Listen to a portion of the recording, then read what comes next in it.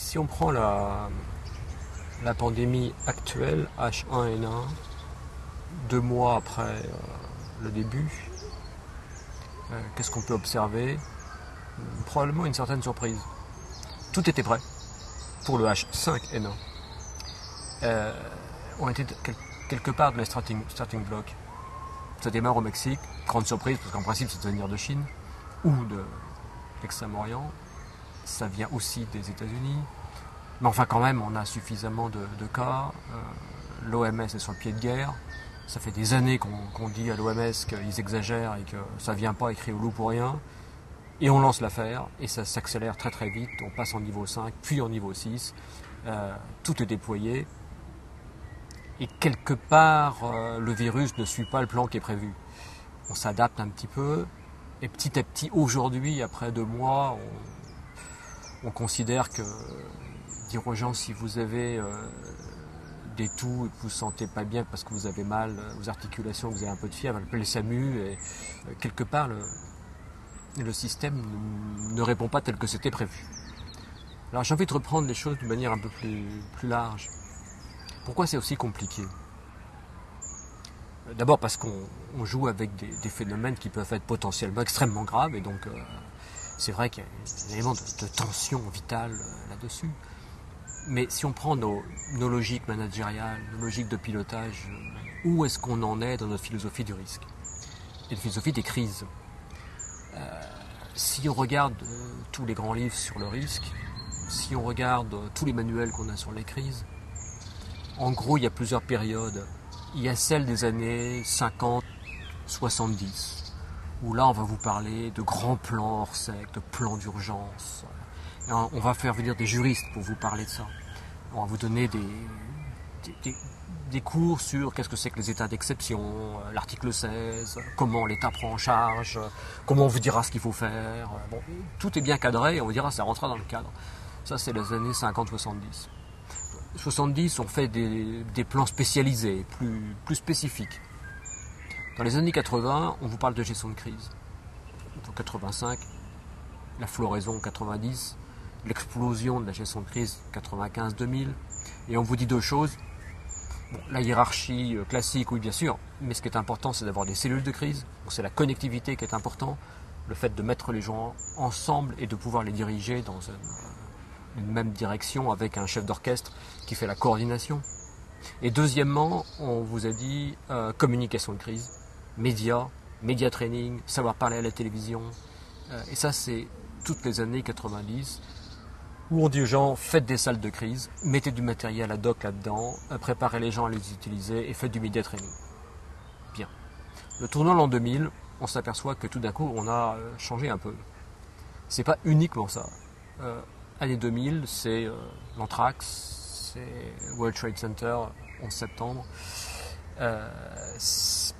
C'est toutes ces affaires où on s'aperçoit que, attention, aujourd'hui on joue avec des grands réseaux mondiaux et il y a des paramètres tout à fait nouveaux qui sont dans l'affaire. C'est la globalité. N'importe quel point de la planète peut être touché par un événement important. C'est la vitesse. En quelques heures, le virus passe, c'est le SRAS de Hong Kong à Toronto, en passant éventuellement par les États-Unis si la grille tarifaire fait que les gens passent par les États-Unis. C'est l'ignorance, et pas seulement l'incertitude. L'incertitude, on aime bien, c'est à la marge. Et on demande à l'expert de regarder ce qu'il a à dire sur cet élément d'incertitude. Là, l'ignorance, on ne sait pas. C'est la vache folle, où on ne sait pas s'il y aura 200 victimes ou peut-être 2 millions, comme certains disaient. Et on dit, vous voyez, vous êtes trompés. Il ne fallait pas exagérer. Puis après, c'est la canicule, où on dit, non, il fait chaud l'été. Mais là, on s'est trompé, c'est 20 000 morts. Donc c'est l'inverse de ce qu'on n'avait pas fait. C'est l'hypercomplexité. Alors que jusqu'ici, accident, urgence, crise, c'était quand même bien spécifique. C'est soit un cyclone, soit une inondation, soit un tremblement de terre. Et on ne mélange pas tout. Et là, on tombe sur Katrina, où tout d'un coup, on mélange tout. C'est à la fois le vent, mais ce n'est pas le problème du vent. Ça, c'est finalement pas si grave. Katrina, c'est d'abord une inondation qui détruit 90% des réseaux vitaux de la ville de Nouvelle-Orléans en 3 heures, qui met la situation de confusion absolument incroyable. Et ce n'est pas seulement le problème États-Unis, entre toujours ce qu'on dit entre le fédéral, le local, le national, etc. Oui, certes, mais c'est pas que la FEMA non plus, la protection civile américaine, la sécurité civile américaine qui avait été quelque peu démantelée et qui était plus compétente. Oui, certes, mais c'est pas seulement ça. Si on avait nous aussi en Europe 50% de la superficie française qui est détruite, ou de la superficie de la Grande-Bretagne, ce qui était le cas de Katrina, on ne serait pas meilleur pour mettre en place une réponse européenne. Hyper complexité. Ça joue sur tous les tableaux à la fois, et pas sur un tableau spécifique. Et autre élément qu'on a vu dans ces années 2000, 2001, 2003, 2004, 2005 avec Katrina, c'est l'impensable, l'inconcevable. C'est pas possible. Ces tours à New York qui étaient les plus solides des États-Unis, enfin les plus sûrs des États-Unis, tout d'un coup tombent, et ça c'était pas du tout dans les esprits. C'est l'anthrax où c'est pas la lettre qui pose problème, c'est la lettre passant dans les systèmes de tri postaux qui pose problème, et tout d'un coup c'est le cri du cœur. Leur arme, c'est mon système. Et donc c'est pas la lettre qui est en cause, c'est le système qui génère un problème globalement beaucoup plus important. Donc cet caractère d'impensable, pas en soi, on peut le penser, Hollywood l'avait pensé, les problèmes des tours, mais impensable dans le système acquis qui est en gros le jardin à la française, le jardin de Versailles, dans lequel il y a chaque petit jardinet qui a ses lois, ses règles, ses spécialistes, et puis ses éléments d'urgence, de gestion de crise, ça marche bien. Et là tout d'un coup c'est tous azimuts, et c'est l'événement qui se diffracte de manière générale. Et ça, c'est très très loin de nos univers.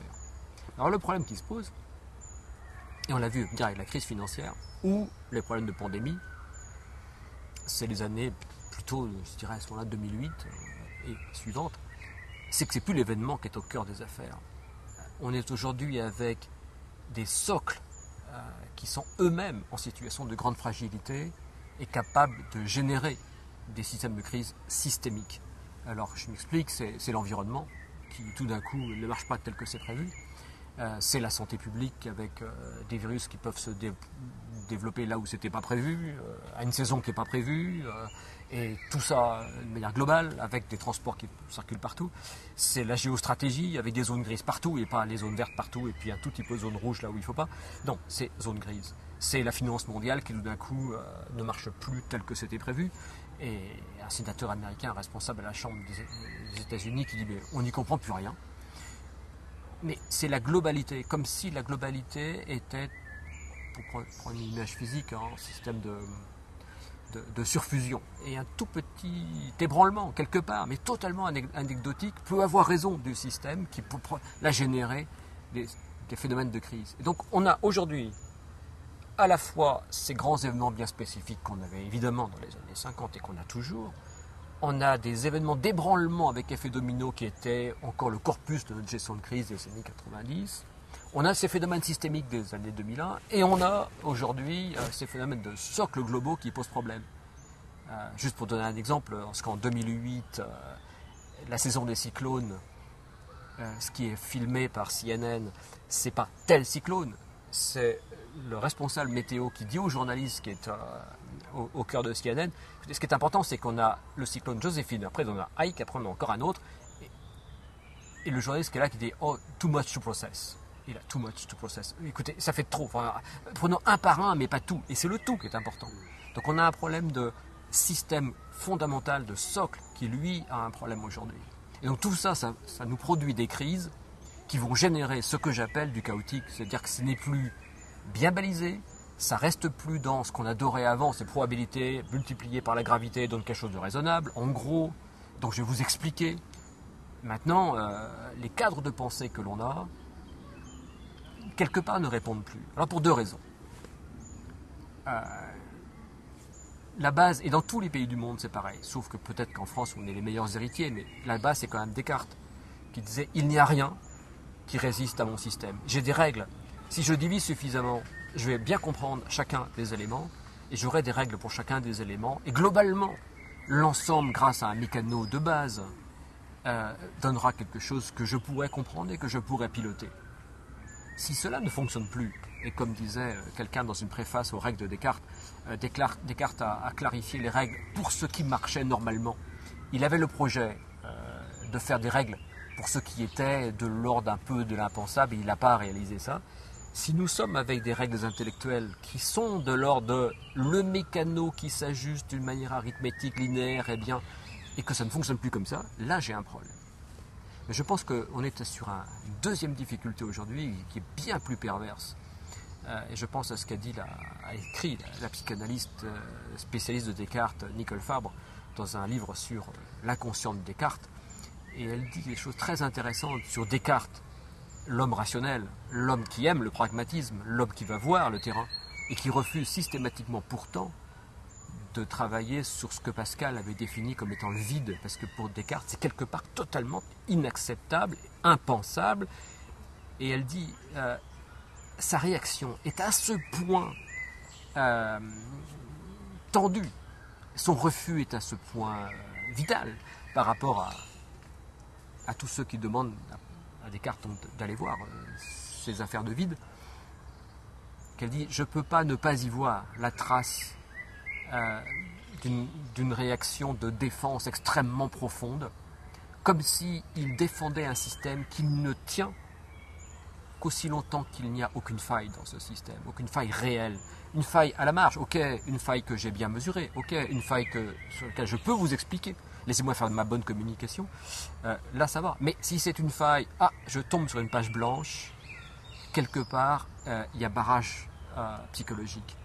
Et donc aujourd'hui, on est sur ces univers qui à la fois nous échappent intellectuellement et ne nous sont pas du tout agréables sur un point psychique. Et la conjonction entre les deux fait que ce que ça va produire, plus toute notre histoire d'habitude, de gestion des accidents et autres, ça va produire des univers complètement cartographiés, dans lesquels j'ai un plan, donc il faut que ça rentre dedans, et des organisations stupéfiées parce que le terroriste ne va plus jouer le jeu, parce que le virus ne va pas jouer tel que c'est prévu, etc. Donc le grand défi qu'on a aujourd'hui, c'est pas, comme dirait Todd Laporte, là, professeur à Berkeley, c'est pas donner des outils aux responsables pour leur éviter d'être surpris.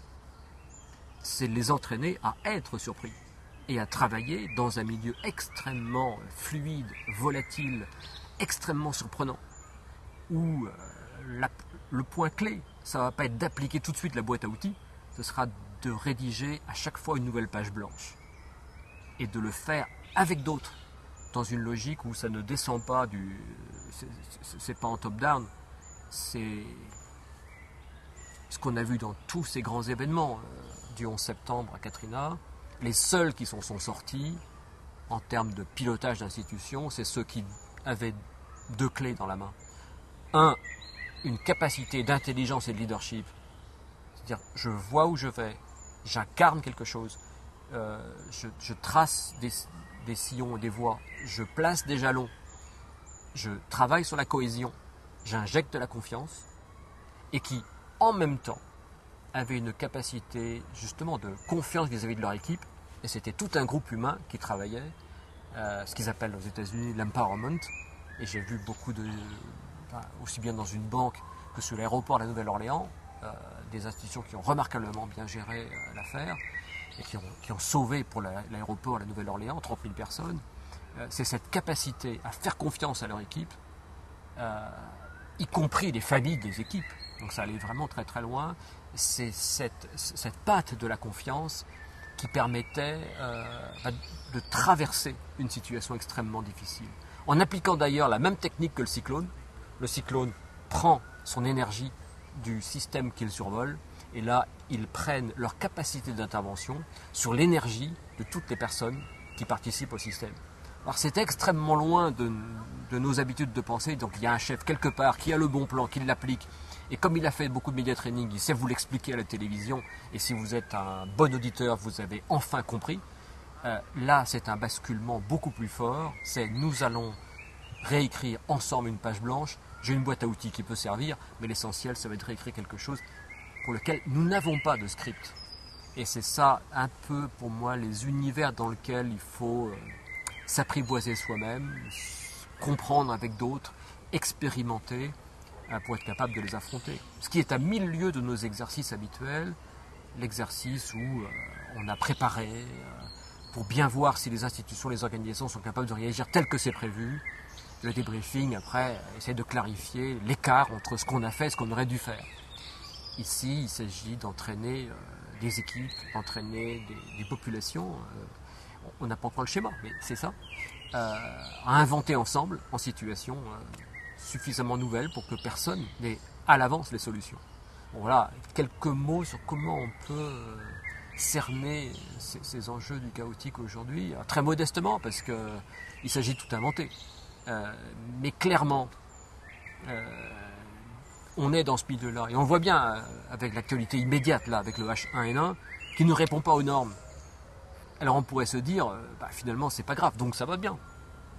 Mais on a l'impression que le virus est capable, quand même, s'il n'est pas capable de destruction massive, il est capable de déstructuration massive. Si je mets partout des hôpitaux de campagne pour quelque chose qui ne vaut pas la peine, si j'envahis les hôpitaux, même en faisant de la place, en enlevant les vrais malades et en mettant des gens qui se sentent suffisamment bien pour que le lendemain on les renvoie quand même, et avec des médecins qui s'arrachent les cheveux puisqu'ils ne savent plus que faire, parce que ça ne rentre pas dans les affaires. J'aime bien ce que je viens de lire sur le site canadien de la santé qui dit attendez, peut-être avant d'aller dans les urgences, dans des files d'attente et dans des salles d'attente pendant des heures attraper quelque chose, peut-être réfléchir un petit peu et regarder. Si vous avez un peu mal à la gorge, vous n'avez pas de fièvre, etc., vous avez peut-être un rhume, donc restez, c'est pas la peine d'appeler l'hélicoptère tout de suite. Si vous êtes population extrêmement fragile et que vous avez un 38 de fièvre, etc., allez voir votre médecin dans la journée. Si vous avez vraiment cela, à ce moment-là, vous pouvez aller à l'hôpital. Enfin, on met tout de suite les gens en situation de responsabilité, d'intelligence, mais ça suppose par derrière, c'est extrêmement simple, ce que vous trouvez sur le site canadien, mais ça suppose par derrière une logique de confiance, une logique d'intelligence distribuée, qui n'est pas facile sur un système qui serait organisé autour de « laissez-moi vous dire ce qu'il veut faire ». De toute façon, moi j'ai tout sous contrôle parce que je suis l'État, parce que si jamais je n'ai plus sous contrôle, à ce moment-là, c'est un peu la paralysie et une très très grosse inquiétude, à commencer par ceux qui pensent qu'ils ont tout sous contrôle. Et là, on a quelque chose où on est pris à revers parce que le chaotique ne joue pas les mêmes règles. Et comme d'habitude, la clé, c'est de ne pas être en retard d'une guerre. Si les conditions ont changé, ne soyons pas en retard sur ces conditions. La plus grande chose qui m'avait intéressé, c'est quand j'étais en école préparatoire, en prépa, il y avait Marius Constant qui était venu avec son orchestre et il faisait dans la provision musicale. Et il nous avait dit, attendez, je vais d'abord vous jouer du Bach et du Mozart, comme ça vous verrez qu'on n'est pas, on fait pas de l'improvisation parce qu'on ne sait rien faire. Donc, bon, maintenant vous avez entendu, on sait jouer du Bach et du Mozart. Alors maintenant nous allons essayer l'improvisation. Mais je vous préviens, c'est de l'improvisation, donc je ne sais pas à l'avance si ce sera réussi. Nous allons nous jeter. Et j'ai trouvé que c'était extraordinaire d'avoir des gens de cette qualité qui osaient aller sur la tranche de la partition. C'était pas écrit. Et ils s'écoutaient. Et pour ça, il faut s'écouter beaucoup. Parce que autrement, Et j'avais trouvé ça vraiment fabuleux. Et si je saute complètement, j'introduis souvent mes cours maintenant par mes interventions, mes conférences, par 2 flashs vidéo. Il y a celui de Patrick Chauvel, qui est un documentariste de guerre, et qui nous raconte, qui échange, qui partage son expérience sur des terrains durs, Afghanistan, Irak, etc. Et il dit, moi je reconnais un mauvais journaliste d'un bon journaliste, parce qu'il parle de ses confrères. Le mauvais journaliste, c'est celui qui a réponse à tout avant même d'arriver. Le bon journaliste, c'est celui qui dit, écoutez, j'en sais rien, mais enfin bon, en fait, il sait beaucoup de choses, il va pouvoir partager un peu. Et il me dit, vous c'était comme le jeune diplômé là, que j'ai reçu l'autre jour, il me demande est-ce que la route est éliminée. Je dis, j'en sais rien. Comment ça, tu sais pas? T'as pas le plan? Ben non, j'ai pas le plan. Mais comment je peux savoir alors? Il dit, tu y vas. Alors, il y va, et il se retourne 150 mètres après, et il voit Patrick Chauvel qui était comme ça. Et il rentre en courant. Il dit, finalement, elle n'était pas minée. Patrick Chauvel dit, j'en sais rien, t'es pas allé assez loin. Et Patrick Chauvel dit, oui, finalement, la question n'est pas bête. Tu veux savoir, t'y vas, quoi. Voilà. C'est pas écrit. Et l'autre, il débarque de Paris, là, et il faut qu'on lui donne la carte, quoi, avec le GPS et tout le truc, quoi. Et après ça, je passe sur la canicule, un des experts qui dit à la télé, enfin c'était sur une des grandes émissions, attendez, si vous n'avez pas un plan totalement ficelé avant, mais vous êtes foutus. L'écart entre les deux est vraiment énorme, quoi. C'est vrai que si c'est un plan rouge, si c'est moi en ce moment qui ai une crise cardiaque ou autre, il vaut mieux qu'il y ait des gens qui savent très bien faire le chose. Et très bien. Quand je prends un avion, j'aime bien que le pilote soit vraiment au courant de toutes les choses réflexes qu'on peut avoir en situation. Bon. Mais si aujourd'hui on doit affronter des problèmes non écrits, si même un doux zéphyr peut nous emmener sur des cyclones du fait de conditions générales qui sont un peu turbulentes et un peu volatiles, ce que je demande, c'est qu'on se soit aussi préparé à ça. Parce que le paradoxe, ce serait vraiment terrible, quoi. Ce serait que tout ce qu'on connaisse en gestion de crise, tout ce qu'on a clarifié dans les années 90 deviennent les leviers de la crise. En nous faisant appliquer toutes les bonnes recettes qu'on a apprises par cœur, là, on les connaît bien, en fait, on soit au service de la crise, parce que c'est plus comme ça que ça se passe. Et donc là, l'improvisation, c'est vraiment ce que vous disiez, il faut avoir suffisamment réfléchi et avoir cette compétence professionnelle pour être capable d'improviser. Et il y a une image qui me vient, c'est ce pilote qui se pose dans l'Hudson, où le dialogue est fantastique. La tour de contrôle lui vide les pistes et dit non, unable. Un mot simple, il dit je fais ça. On vous vide une autre piste. Non, je vais dans l'Hudson. Ça se fait en 3 mots. C'est la simplicité du génie. C'est-à-dire qu'il a suffisamment travaillé toute sa vie, il a suffisamment intégré des problèmes de non-script, qu'il est capable d'improviser et d'appliquer tous les outils qu'il connaît sur une situation qui n'est vraiment pas quelque chose de donné. Alors, ça n'écarte rien. Il faut avoir toutes les compétences précédentes, mais ne pas être paralysé dès l'instant où on dit on va jouer à autre chose. Et c'est ça la clé aujourd'hui, je pense. Alors, comment on réagit ? Pour le moment, c'est très dur.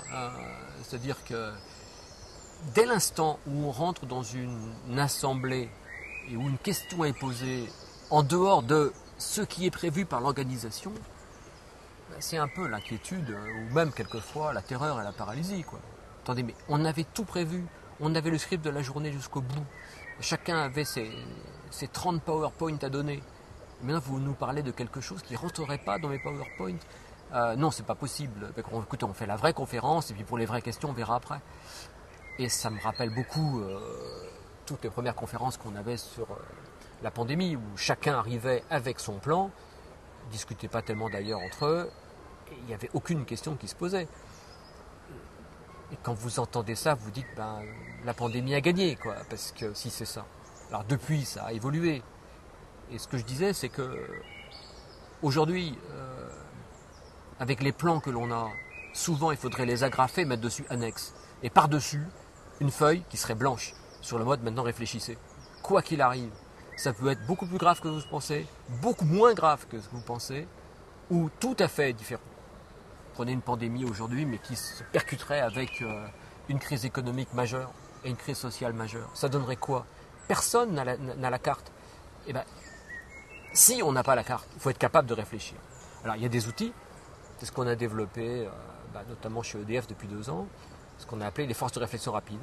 La capacité à réunir un groupe hybride de gens de cultures différentes, rompus, habitués à travailler sur des hypothèses complètement chamboulées, et qui vont travailler en temps réel, il ne s'agit pas de faire une thèse pour les 15 ans qui viennent, en temps réel, en appui aux cellules de crise, aux dirigeants, à tout le monde, sur 4 questions. De quoi s'agit-il ? Parce que souvent on se trompe de sujet au départ. Deuxième question, c'est avec qui on va travailler ? Troisième, que je mettrais même en deuxième, quels sont les pièges ? Parce que souvent dans ces affaires-là, on rentre dans le piège avant même d'avoir commencé. Et souvent d'ailleurs parce qu'on se trompe de sujet. Et la 4e question, c'est si vous avez une idée, merci. Et vite. Alors j'insiste sur 2 points. Les pièges. Quand l'amiral Tadalen sur Katrina arrive 10 jours après, la première chose qu'il comprend, c'est que personne n'a rien compris. De quoi s'agit-il ? Tout le monde est sur un cyclone. Donc on applique le plan Miami. C'est-à-dire qu'on enlève les gens et ils reviennent au bout de 3 jours. Et à Miami, il n'y a pas de problème. Et là, tout d'un coup, on ne peut pas enlever les gens qui restent. Et deuxièmement, ceci, dit-il, n'est pas un cyclone.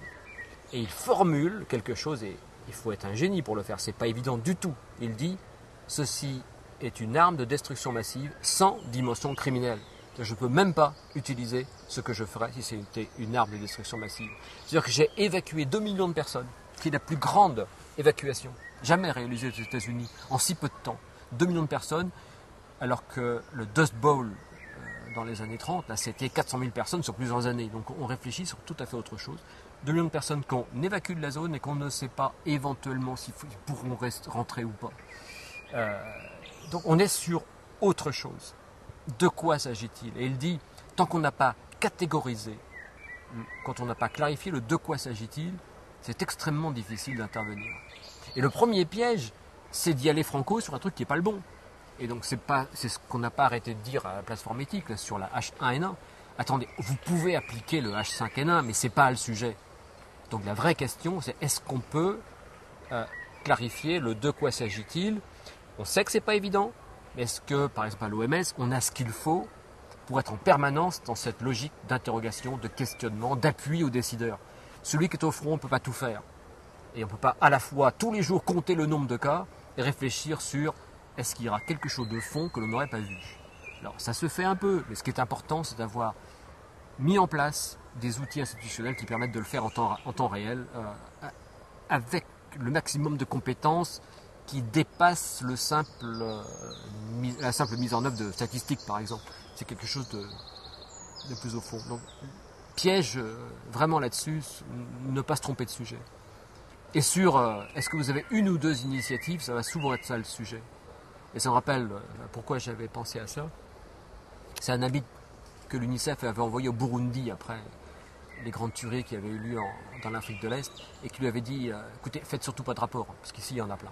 Dans les armoires, ça sert à rien. Donc trouvez-moi une idée. Et il revient du Burundi en disant vous avez 40% des populations dans les camps et on ne sait plus comment gérer. Les hommes qui sont dans les camps et sur lesquels vous comptez pour mettre en place vos stratégies, eux sont complètement effacés, ils sont en post-traumatique profond.